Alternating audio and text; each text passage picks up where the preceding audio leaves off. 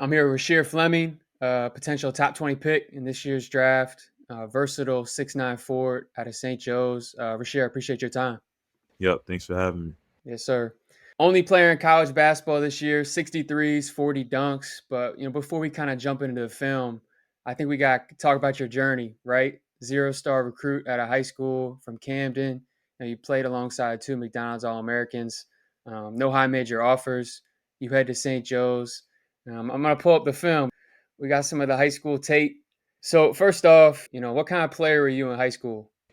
Just like an energy, like more, I'd say energy guy. Like it wasn't a lot of minutes out there for me. So as soon as I got on the court, I was just trying to bring energy. Definitely. You talk about, not having a lot of minutes out there. I talked to one of the coaches on staff. They said, man, we were recruiting Rasheer out of the layup lines at Camden High School. Do you think it was more so like you were a sleeper, you were overlooked? Was your game not developed yet? Like, what's allowed you to make such a big leap? A mix of everything. Like I won't call it sleeper because at the time I was seventh. Like I was still young, like 17 at the time, my senior year. So like it's like they say sleeper and all that, which is I guess it's true, but it's a mix of all that. Like the players I had on my team, they were like all a lot of high major players and high recruits, so they were being looked at just more over me, which is understand. So you head to St. Joe's, you're there for 3 years. Every year, something jumped. What allowed you to just continue to get better and better?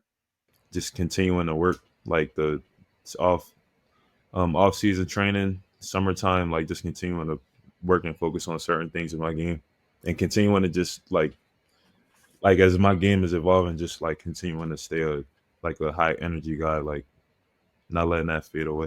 What led you to staying loyal to St. Joe's, and what do you think that like says about you to NBA teams that you stayed somewhere for 3 years when a lot of times for some guys when things don't go their way immediately, they go to a different school or maybe they jump to a high major program once they get a little bit of recruitment that they didn't really experience in high school. What do you think that says about you?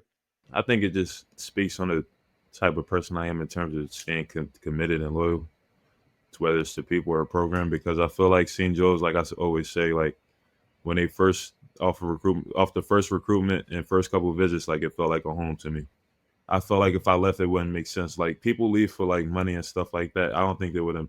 Like we're outside of the money. What would another school like do for me that I don't already have at St. Joe's? Like I feel like St. Joe's is a big time program for me, and it's a great fit. It was a great fit for me. So I feel like they developed me pretty well, and I felt like they did a good job in changing my role there and helped me like switch different roles and play different roles there.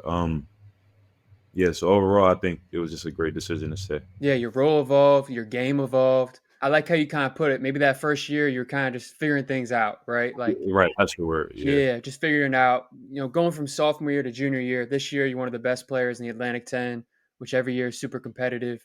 You get early season wins over, Villanova, Texas Tech.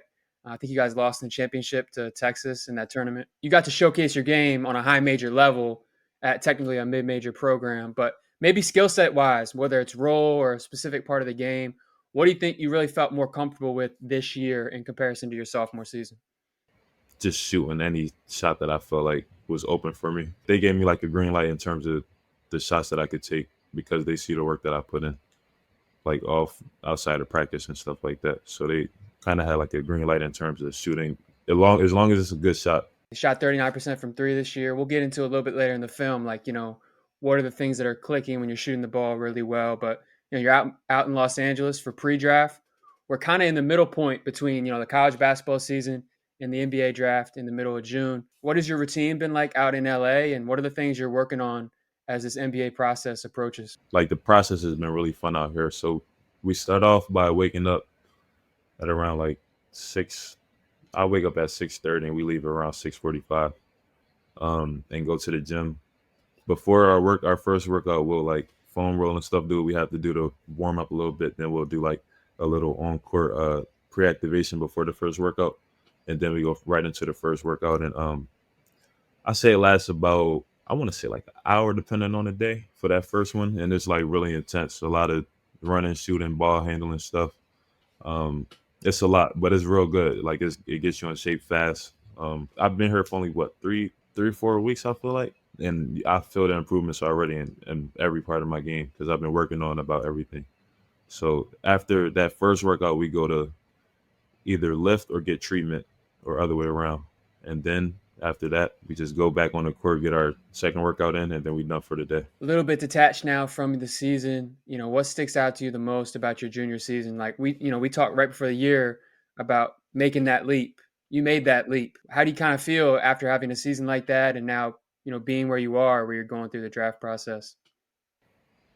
I feel good. I think one of the bigger things that I made a leap in was my defense too, like and just overall effort. Like playing on different guards and different guys overall, I feel like I just took leap in just taking pride in wanting to guard those guys, like on the perimeter and when it got down low and stuff like that. I just feel like it, I just took that. Definitely. Now we're gonna get into the film, kind of break down how you broke out this season. Yeah, so this season, hell of a year. 15 points a game, 9 rebounds, block and a half, steal and a half. Pretty efficient. You got the crazy 7'5" wingspan. To introduce people to your game, I would say, you're a tone setter, right? Like with those Yeah, physical tools, with that intensity, you're someone that's relentless on the glass and you run the floor hard. I mean, right here, transition, big time dunk, 2 point game. I think you do an excellent job of, using your length in the passing lanes, turning defense into offense. So right here in the pick and roll, showing man in the paint. You played some 4, played some 5 for St. Joe's this year. Step up on the drive, big time block, showing your wingspan. Run the floor, run the floor really hard. Guess what? You don't get the ball, but you open up a three for your teammate. right. This is something that pops up every game. I think you do a terrific job, not only fighting on the glass, running the floor when you're trying to score, but also that effort allows your teammates to get shots because teams have to worry about you. Awesome one here. What do you see here? Pressure on the ball just to make him uncomfortable, and he can't really pay attention to the guys that are open because he's too worried about me. So he just makes the decision to drive. Kind of bait him since I know that I got longer arms, so I just go meet him at the rim. Block it, get out and running. This game was awesome, huh? I was in the building for this one. For real, Yeah. yeah, that was fun. Yeah, so again, right here, rim run. Teams got to worry about that when they're doing the scout. They're like, all right, he's running hard as hell to the rim. We got to stop him, or it's an easy 2 points. You do it Yeah, again. You run hard to the rim. Another three for your teammate. I think this is an awesome clip, kind of just showcasing what you're able to do and cover ground. Walk me through this one.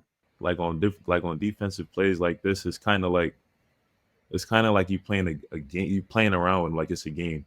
So you kind of faking at them and having to make them make decisions. And I feel like even with the block, like I said before, like I feel like my wingspan helps me to do stuff like that because I'm faking at him at first. It's making him make a quick decision, and then even when he comes back around to do what he has to do, it's like, all right, he thinks that his player is open, but I'm really baiting him into passing it so I can get a step. Definitely. You're fighting down low. JT Toppin, super athletic. You make a play for the ball, outrun it again. Another one here is about a minute later. I think, you really made a statement in this game. There's a lot of NBA decision makers in the building. Walk us through this one again. Oh, even that, yeah, just baiting him, like using my hands, just like faking at him a little bit, and then as soon as I see it, you can see his eyes, like he's like, you give somebody like 1 or 2 seconds, and they kind of get a little impatient, so they're gonna look to do something with the ball. So I'm still faking at him. Boom, I see that he's like running out of options on the turn, so I just run through the pass. And then out and running again. Awesome baskets in transition. You being someone that more of a late bloomer, is that something you've kind of had to learn with reps, like using your length, growing into your body, and then learning when you can gamble?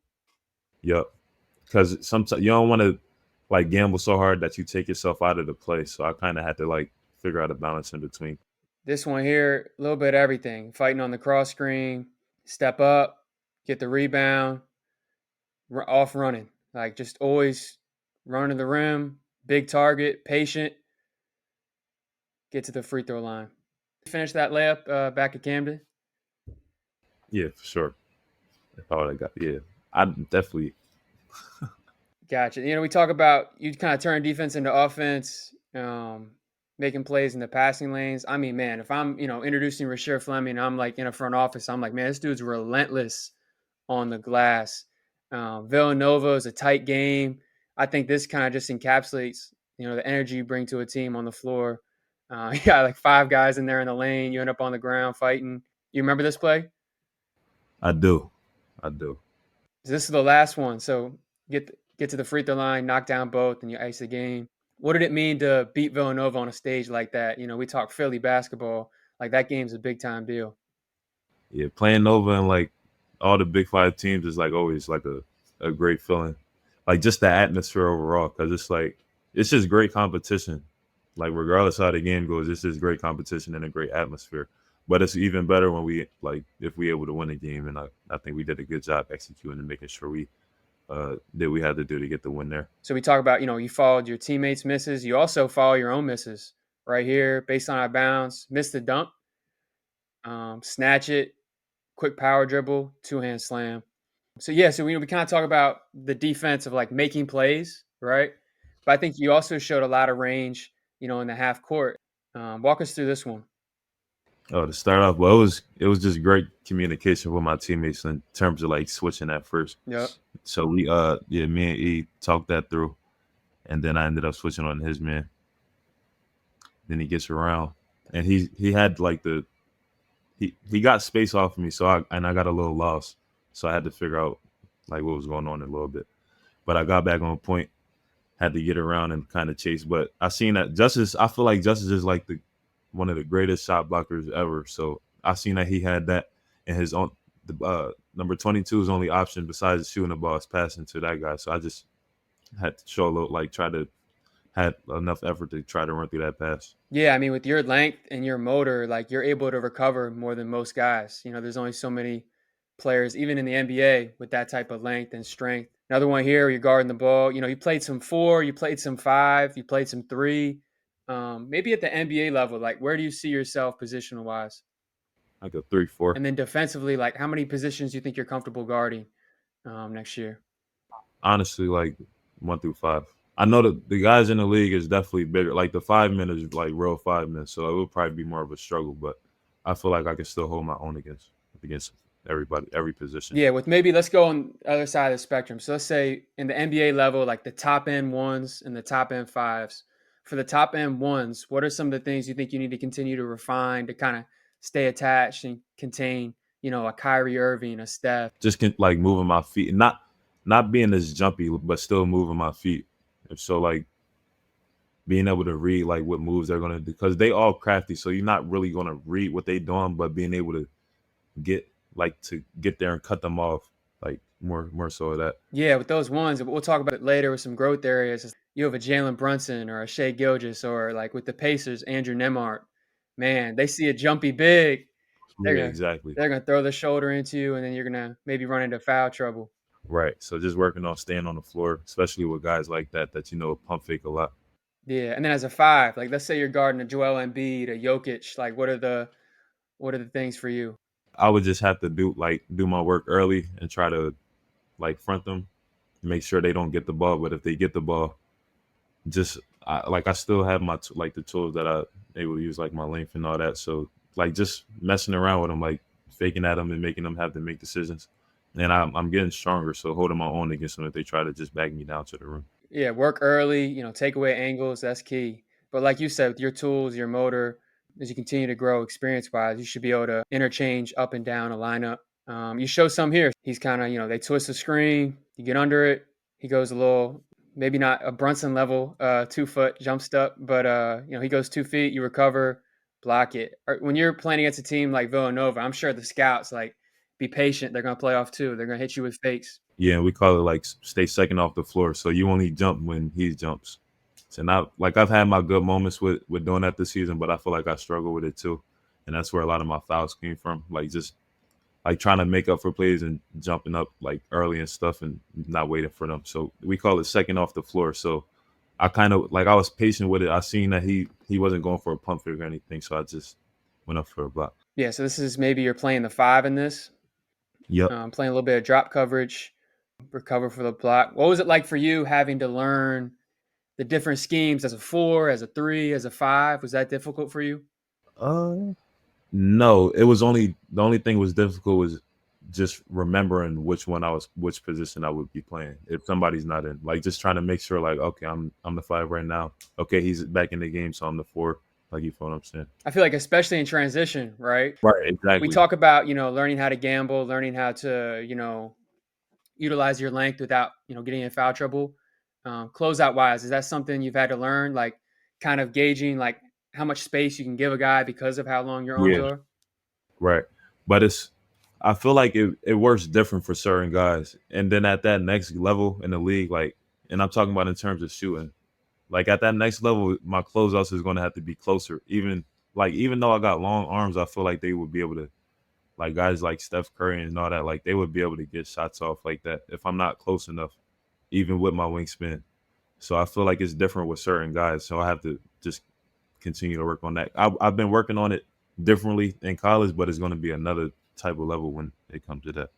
Yes, I guess that's a big scouting report thing, right? Knowing personnel. Yeah. I know number 10 on Texas Tech was a shooter. Like that's different. I left my feet early just so I like we call it what is it, like 10 toes, and we got to just get there early. Like he can't get a shot off. So I was just trying to get there early. With the UAB one, I think he was more so like a dry, like get downhill guy. So like shooting, I wasn't too much worried about. I was just trying to make sure I'm staying down on stuff, not going for any shot fakes or anything like that, and just guarding 1-on-1. Yep. Yeah, I think you did a good job spacing yourself there. Got another one here, VCU. You remember this one? Yeah, I remember. I remember always playing him, and he's like fast. Like he always like got that quick twitch, and he fast. So that was just something I just gotta work on, staying in front, make sure you don't just blow past. So yeah, shooting, like 3-point shooting is everything in today's NBA. At 6'9" with a 7'5" wingspan, there's not too many guys that can give you a real contest, right? So I think, you shot 39% from three, started off spot ups at a 37% clip, pick and pops 41%, transition 48%. So, you're able to get your feet set on the move. We talked about the rim running. So, like, you're really dangerous in transition with that defense, shooting, and rim running. For you, like when things are clicking as a shooter, like what mechanically is going well? I know you said it's been a lot of reps. Make it like my wrist is going through all the way. Like sometimes I feel like if I'm rushing my shot, I'll know because like my hand isn't like fully on the ball yet. Like it's rushed. So if and my wrist don't go through all the way, but if I feel like all that like adds up and everything, it's like time. Everything is just timed perfectly. I feel like it is going in every time. You talked about that being instilled in you this year with the team, and you always showed a little bit of touch, even as a freshman, as a sophomore. But like, is there a moment looking back you're like, I'm a damn good shooter? I'm really saying my freshman year because that's how it felt. And you could ask one of my coaches you could ask Coach Flex because I remember back my freshman year, we used to label guys as hot guys if they could shoot. Like you put them down on the scouting report as hot guys. And I said they need to label me as a hot guy. And I've been saying that since my freshman year, but my percentage wasn't saying that back then. But yeah, you can ask Flags, and we talk about that all the time. And it boosted from my percentage boosted from there to my junior year. But like my mindset is just if I'm open, I'm shooting the ball. So yeah, I mean, the shooting, you demand a closeout. So I think this is maybe something you've grown the most since looking back at like Camden and New Jersey Scholars and EYBL. But maybe something we talked about earlier. You're still kind of sharpening the axe. Right, right, So right. we're gonna break down some good drives, some drives, and be like, all right, looking back, would you do something differently here? Maybe we see the process is there, but maybe just like the skill just isn't there just yet. But like you can kind of see that you're making the right read. So this one, setting the screen, you pop. This is awesome, man. Slow step, um, veer into his body, using your strength, using your length. I mean, this is like an NBA move, right? Yeah. And with that one, I feel like the corner was also open on that too. If I didn't feel like I had that right there. This one's awesome too. This is like honestly, this is you did a lot of this in Formula Zero, Yeah, playing yeah, off kind of like the away screens because that's just kind of the offense they were running. You pop back, show the left hand, slow step, great touch. You're pretty comfortable finishing your left hand, right? yeah, yeah, yeah, sure. Yeah, that's an awesome one. Using your length, rising above. Got the instant replay here. You even gathered through the help so you can see. Shows you have the vision, the feel, for kind of like how much space you have on the drive. Yeah, this is a clip. You remember this one? Yeah, I do remember that. I do. That's from the archives, man. Not a lot of people have this footage. All right, this one. Is this a play? You remember this play? Yep, yep. I think I do. Walk us through this one. That play was drawn up for me to just get the ball and yeah, just attack to the rim. But I feel like I rushed a little bit. That's my main thing is just being I gotta be patient when I get the ball sometimes and not feel rushed. Like as soon as I get that down pack and I'll be fine. But on this right here, because as you can see, like I get the ball and I don't let any I don't let no time go. I just like go right at him and then I just like threw it up there expecting a foul and I didn't get it, which was like I should have just waited. Is that a learning area for you? Is like, this season you really made that jump. You became kind of like a featured guy where kind of learning when, like, all right, this plays for me, but I might not have to score. Exactly, exactly. Maybe I'll dump off here if you played off too. And play, yeah, and doing a better job of playing out too. So it's exactly like you said. Like just like I never been that like the guy on the team where the coach is saying like is drawing up a play for me for real. So if you say give me the ball, I'm expecting to like all right, I need to go score this sometime. Not all the times, but I feel like that's the mindset. Even though I don't have to like when I get the ball, I don't have to score, but looking to score is always the first option. But it's more things out of it that you should be looking for too. Yeah, certainly. Trying to be aggressive and just kind of tailor win and maybe no predetermined reads. But I think this clip's awesome, right? Because you do turn the ball over, get right back in the play, and you end up getting a contest. Is that something you take pride in, like immediately, making up for your mistakes on the other end? Yeah, I think I just do that out of I don't even do that consciously. I just like I'm like boom, did that real quick. It's like Next play what's the word? mentality. Like, exactly. Next play, short term memory type. Like you just it's over So now. this one, you talk about maybe processing things, but like just kind of getting down a skill level or getting more comfortable. Like I think this one, you play off two, you pivot, you notice like I don't know what you guys call it, like a Marion cut, corner cut. It was just maybe like a second late, right? Is that kind of what you Yeah. see here? Yep. Yep. I definitely could have passed it a little earlier. I told him that too. But you saw it, you can grow from that. That's not like a process, that's not like you didn't see it or you ran to a wall. Like, yeah. Right. Right. Like that's a quick fix. Similar here. So like short roll, he steps up. It's very clear you see it, right? Corner cut. Yeah. It's just you're a little sped up, right? I mean, he still scores, tough pass. He does a good job being patient, but is that something you've been working on in pre-draft? Just continue to get tighter with the ball. It's kind of tough to dribble with those long arms, right? Yeah.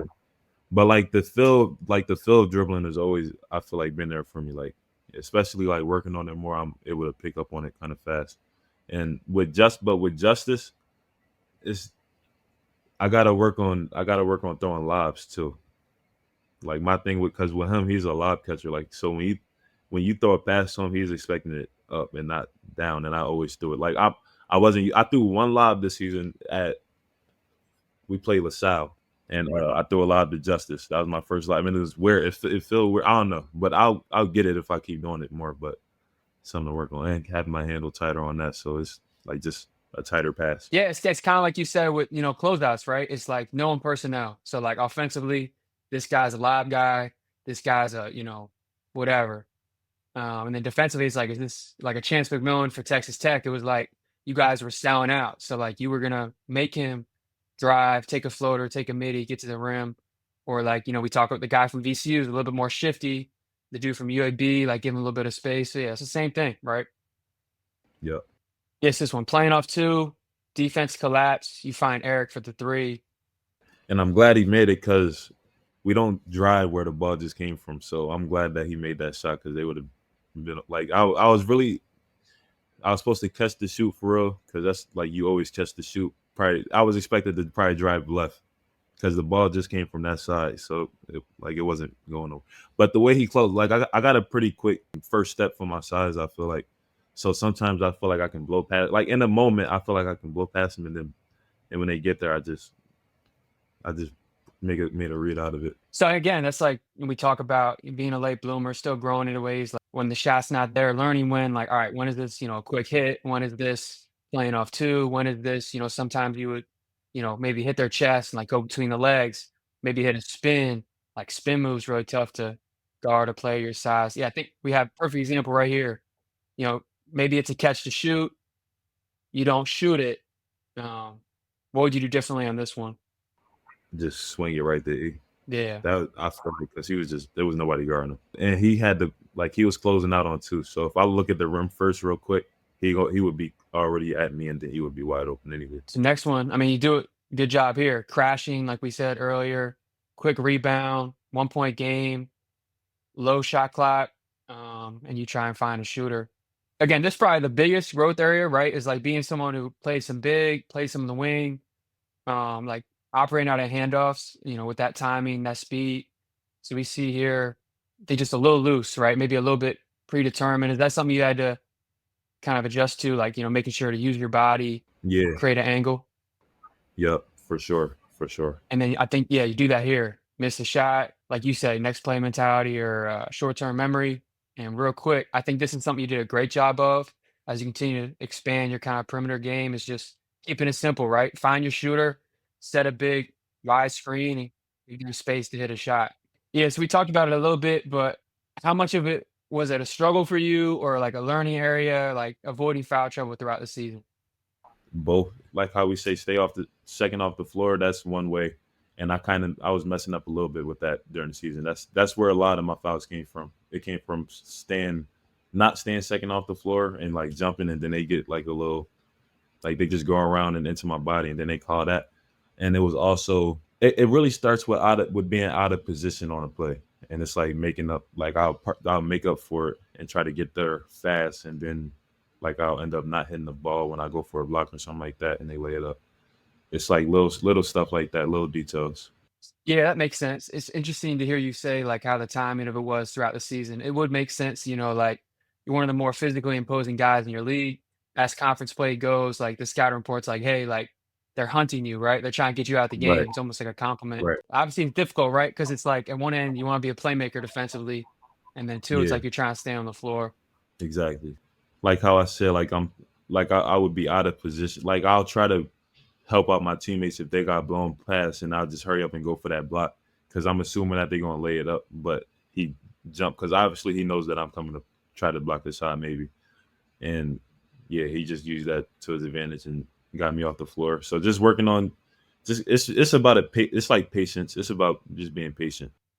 Definitely. So we kind of broke down, your game, being like a versatile, like rangy, you know, kind of bigger wing. You think, be able to interchange defensively, guard 1 through 5. You proved yourself as a shooter, big time rebounder, big time motor, kind of a ferocious presence, energizer. You know, a lot of what NBA teams care about with you is like, that your journey, right? Like you've shown resilience, you've shown some character. So, through your journey, through how you've grown as a basketball player, as a person, like what is the NBA team getting in Rasheer Fleming? And the guy that wants to win and wants to bring the most energy as possible to a team, and that does whatever is needed. We talked last summer about, being overlooked is a little bit of a superpower, Yeah. right? You're kind of able to develop in the shadows. Just looking over your college journey, your high school journey, like what are you most proud of as you're about to take this leap to the next level? Just my consistency, like in terms of my mindset, like throughout anything that happened in my like basketball career, like my mindset never changed, and I've always had a goal and dream of wanting to go to the NBA, and like regardless, even if it didn't seem like that at the time, like I've been pretty consistent with my mindset and saying that that's the goal and that's the dream, and I'm gonna continue to work for um for that to happen. You've been out in LA, you said 3, 4 weeks. NBA playoffs going on. Two teams in LA had been alive. Have you been able to watch much of the playoffs at night? It's a little bit easier on the West Coast, right? Yeah, I have, and it's weird. And you know what? I never put it together at first when I was on the East Coast. Of like how these games be so late. It gets pretty late. But watching these playoffs, are there some players that have kind of impressed you, or like whether it's something defensively or something offensively, we kind of think like I can kind of play a similar It's role? a couple players actually. I would say Nas Reed, OG Ananobi, McDaniels.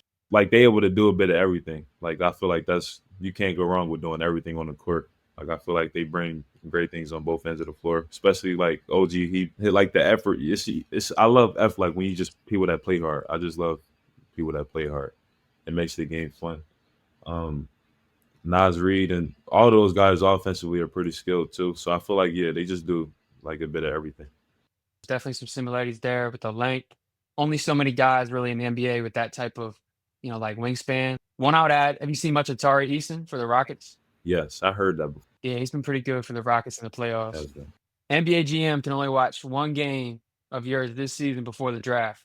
They'd be crazy unprepared just to watch just to watch one game. But one game from this season, if an NBA team had to watch to kind of like define what you are as a prospect, which game would it be and why? I want to say the Villanova game, and because if we talk, yeah, in the sense of doing everything on the court, I feel like I was like the effort was there. I feel like I have effort every game, but the effort was there on terms of like defense, uh, shooting was there. Like that was a pretty all around game for me. I feel like in terms of just showing all of those like tools and skill set. Gotcha. Now, Rasheer, I appreciate your time. I think we really covered the bases, kind of walking through what makes you different journey wise, what makes you different off the court, on the court, and why an NBA team's going to be really excited to draft you in the first round this year. I appreciate your time. No, appreciate you for having me.